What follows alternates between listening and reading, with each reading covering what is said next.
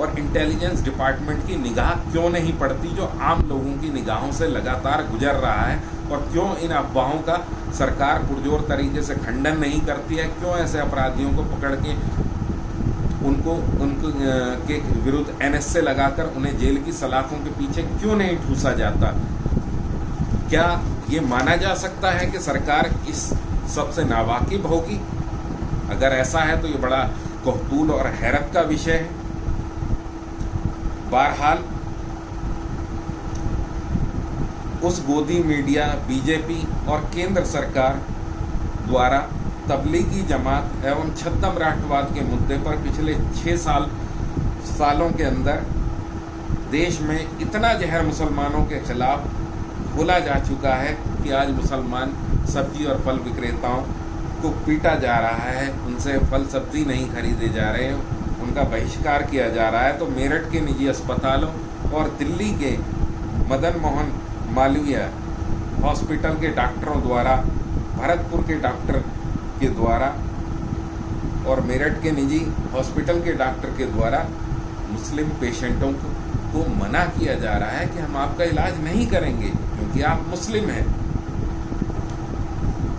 तो आप ये बताइए कि ऐसी स्थिति में क्या मुसलमानों की शंका दूर करना और ऐसे अफवाह फैलाने वालों पर लगाम लगाना गवर्नमेंट की जिम्मेदारी नहीं है? और मैं यहाँ खुद भी इस बात का खंडन करता हूँ, क्योंकि मैं ये मानता हूँ कि कुछ भी हो, हमारी केंद्र सरकार ऐसा नहीं कर सकती। ये झूठी अफवाहें हैं। हाँ, इनका मकसद मुसलमानों सिर्फ ये हो सकता है, मैं आपको कहना चाहता हूँ कि वर्तमान सरकार की जो कमजोरियां रही हैं, जो उसकी नाकाम पॉलिसी रही है और लापरवाही वाली एक नीति रही है कोरोना को लेकर के, उन्होंने पहले से लॉकडाउन क्यों नहीं किया है, पहले से सोशल डिस्टेंसिंग वगैरह के विषय में लोगों को क्यों नहीं चेताया गया, क्यों नहीं एयरपोर्ट पर स्क्रीनिंग करी गई, इन बातों से ध्यान हटाने के लिए और क्यों मजदूरों को भूखा प्यासा मरने के लिए छोड़ दिया गया, आज भी उन तक राशन नहीं पहुंच पा रहा है, वो भुखमरी के कागार पे हैं।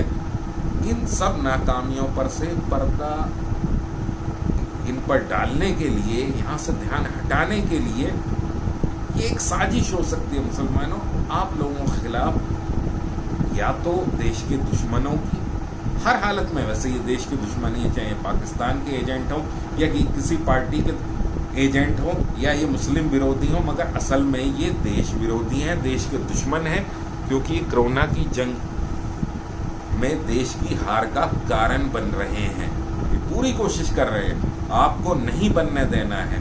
कोई आपको ऐसा टीका, मेरा मानना है कि नहीं लगना है जिसमें स्लो पॉइजन हो, या आपको कोरोना का संक्रमित सरकार की तरफ से किया जाए, या कोई ऐसा काम सरकार के द्वारा किया जाए। क्या इस बात का मैं खंडन करता हूँ। यह अफवाहें सिर्फ और सिर्फ इसलिए फैलाई जा रही हैं। दूसरी इसकी वजह यह हो सकती है, एक तो आप लोग डर के मारे स्वास्थ्य कर्मियों का विरोध करें, उन पर हमला करें। अगर आप ऐसा करेंगे तो आप अपराधी साबित होंगे। गोदी मीडिया इसको और दिखाएगा, बीजेपी का IT सेल इसको और दिखाएगा, जो 2-2 रुपये लेकर ट्वीट करते हैं आगे, वो लोग आपको और आपकी कौम को बदनाम करने की कोशिश करेंगे कि देखिए मुसलमानों की वजह से देश में कोरोना फैला है। जबकि गुजरात सरकार के एक वरिष्ठ अधिकारी ने अहमदाबाद में कहा कि मई के लास्ट तक सिर्फ अहमदाबाद में ही 10 लाख कोरोना पॉजिटिव हो सकते हैं। तो आप अंदाज़ा लगाइए कितनी भयावह स्थिति है। इसलिए आपको बरगलावे में नहीं आना है। आपके खिलाफ ये चाहे मुस्लिम विरोधियों की साजिश हो, अंधभक्तों की साजिश हो, या देशद्रोहियों की साजिश हो, देश भी अपना है, कौम भी अपनी है, इसलिए इनकी साजिशों को नाकाम करना है। स्वास्थ्यकर्मी हमारे हित के लिए आते हैं, इसलिए उनके साथ में आपने कोई दुर्व्यवहार नहीं करना है। अब आते हैं हम दूसरी वजह की तरफ कि आम लोग भी क्यों डर रहे हैं इन क्वारंटाइन सेंटर में जो सरकारी हैं या कोरोना स्वास्थ्य केंद्र हैं सरकार के, इनमें जाने से। इसकी वानगी मैं आपको बताता हूँ। आज ही आगरे का एक क्वारंटाइन सेंटर दिखाया गया जिसमें पानी और खाने की बोतलें, बिस्कुट के पैकेट और खाने की पानी की बोतल्स, इनको फेंका जा रहा है दूर से। रेलिंग के गेट के पास सोशल डिस्टेंसिंग का ख्याल रखे बिना भूखे प्यासे वो मरीज जिनको क्वारंटाइन के लिए वहाँ रखा गया है, जिन लोगों को रखा गया है, वो उनको लेने के लिए सोशल डिस्टेंसिंग की धज्जियाँ उड़ा रहे हैं। और ये किस लिए हो रहा है? ये सरकारी लापरवाही की वजह से, जिसके लिए आज आगरा के डीएम ने माफ़ी भी मांगी है। इसके अलावा दूसरा मैं उदाहरण दूँ कि एक शख्स, ये वीडियो भी वायरल हो रहा है सोशल मीडिया पे, जो अपने को अंधभक्त कहता था कि मैं मोदी जी का बहुत बड़ा भक्त था, अंधभक्त था। मेरा आप सोशल अकाउंट देख लीजिए, ट्विटर देख लीजिए, फेसबुक देख लीजिए, व्हाट्सअप देख लीजिए कि मैंने मोदी जी का हमेशा समर्थन किया। तो ये बताता है कि मेरे और मेरी बीवी के साथ में इतना बुरा बर्ताव हुआ और इतना इनका गंदा सिस्टम है हॉस्पिटल्स का, स्वास्थ्य केंद्र का जो गौतम बुद्ध नगर में है, कि उसने तौबा पढ़ ली। वो कहता है सरकार के दांत खाने की ओर, दिखाने की ओर हैं हाथी की तरह। इसी तरीके से दिल्ली सरकार बड़ी अपनी पीठ ठोकती है, मगर एलएनजेपी हॉस्पिटल का एक वीडियो बड़े दिनों से वायरल हो रहा है, जो एक मरीज ने ही वहाँ से शूट करके वायरल किया है, वीडियो बनाकर वायरल किया है, जिसमें वो दिखा रहा है कि बुजुर्ग पड़े हुए हैं और मरीज पड़े हुए हैं, वो वहीं पर है ना मल मूत्र त्याग कर देते हैं, कोई उनको देखने वाला नहीं। 6-6 दिन से वहाँ बताया जा रहा है कि डॉक्टर नर्सेज नहीं आती हैं। तो क्या इसी बूते कोरोना की जंग जीती जा सकती है? ये मैं मोदी जी से पूछता हूँ, योगी जी से भी, केजरीवाल जी से भी। इसके अलावा एक आपने देखा होगा साथियों कि ये 2-3 दिन पहले की बात है, जहांगीरपुरी की एक महिला अपनी बेटी के साथ आती हैं और वो मिन्नत और समाजत करती हैं कि कोई मेरी बात मुख्यमंत्री दिल्ली तक पहुंचा दे। कि बेटी उनकी कहती है कि मेरे पिताजी जो हैं वो हाइपरटेंशन और शुगर पेशेंट है, उनको खाना तलक नहीं दिया गया। ऐसी स्थिति में तो वो कोमा तलक में जा सकते हैं। खैर, मुख्यमंत्री उनकी बात को सुन लेते हैं और 3 घंटे में, 2 घंटे में उनकी प्रॉब्लम सॉल्व हो जाती है। मगर क्या मुख्यमंत्री महोदय केजरीवाल जी या मोदी जी, योगी जी, क्या हर आदमी ट्विटर पर अपनी बात रख सकता है? क्या हर आदमी फेसबुक के ज़रिए या व्हाट्सएप के ज़रिए आप तक पहुंच सकता है?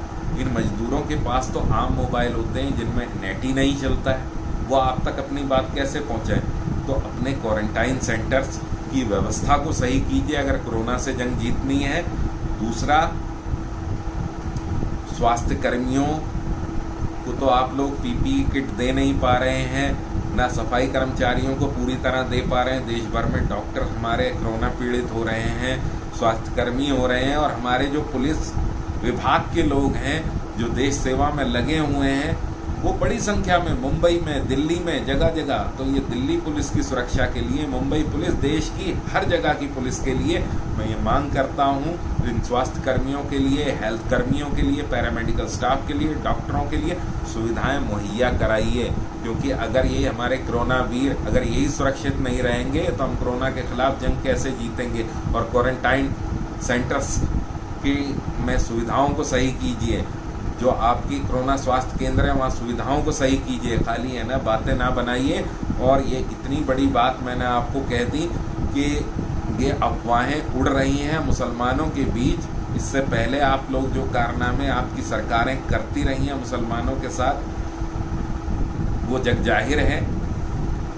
आपकी आइडियोलॉजी भी है ना मुस्लिमों के खिलाफ है, मगर अब आप एक पार्टी के नहीं हैं मोदी जी, आप पूरे देश के मुखिया हैं। आज आपने देख लिया कि ये गुजरात का सीएम होना एक अलग बात है और देश का प्रधानमंत्री होना एक अलग बात है। यही कारण है कि आपको अब बयान देना पड़ता है और लोगों को समझाना पड़ता है। जब अरब वर्ल्ड से एक दबाव बनता है, वहाँ की सरकारें जो आलोचनाएं करती हैं कि मुसलमानों के खिलाफ जो आपके एमपीज़ हैं वो गलत लैंग्वेज इस्तेमाल करते हैं, आपकी पार्टी के लोग, और मुसलमानों के ख़िलाफ़ तबलीगी जमात और मामलों का नाम लेकर उनके ख़िलाफ़ काम हो रहे हैं, तो आपको स्पष्टीकरण देना पड़ता है। उम्मीद है कि आप सबको साथ लेकर चलेंगे। और अगर देश हित आपको प्यारा है तो मैं पीएमओ में आपकी मेल आईडी पर, इसके अलावा राहुल गांधी जी को, इसके अलावा और प्रबुद्ध लोगों को, एलजी साहब जो हैं दिल्ली के, उनको भी मेल आज मैं कर चुका हूँ। ये जो वॉइस क्लिप है, जांच कीजिए, उन लोगों को पकड़िए कि जो इस तरीके की अफवाहें फैला रहे हैं, मुसलमानों को भी बदनाम कर रहे हैं। इसके साथ में जो है वो देश में जो कोरोना को लेकर एक जंग जीतने की तैयारी है, उसमें देश को हराने का प्रयास कर रहे हैं। अगर ये सांप्रदायिक ध्रुवीकरण की राजनीति इन पोस्टों के ज़रिए या इन वॉइस क्लिप के ज़रिए नहीं फैलाई जा रही है तो कृपया इनके खिलाफ कार्रवाई कीजिए। और मुझे जो वो वॉइस क्लिप भेजी है, वो एक, मैं लेबर यूनियन भी चलाता हूँ, मेरी यूनियन का में आने वाला एक वर्कर है, लेबर जमादार अजीजुल हसन नाम के व्यक्ति ने भेजी है।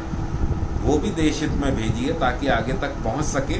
तो कृपया उसे भी जांच के नाम पे परेशान ना किया जाए और असली दोषियों को पकड़कर एनएस से लगाकर जेल में डाला जाए। और मैं आपसे भी कहता हूं कि अंधभक्त ना बनिए, देशभक्त बनिए और बिल्कुल अपने दिमाग की सारी खिड़कियां और दरवाजे खोलकर सोचिए कि क्या ये कोरोना की जंग में देश को हराने की तैयारी नहीं की जा रही, और जो ऐसा कर रहे हैं क्या उनसे बड़ा कोई देश विरोधी हो सकता है, उनसे बड़ा देश का गद्दार कोई हो सकता है, उनसे नीच, उनसे कमीना, उनसे घटिया और बदतर इंसान कोई हो सकता है।